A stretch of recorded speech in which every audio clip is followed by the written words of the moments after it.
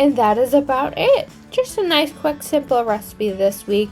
If you don't like this combination of fruits or you want to add different fruits, go right ahead. Also, I usually put protein powder in my smoothies just to bulk them up and make them more filling.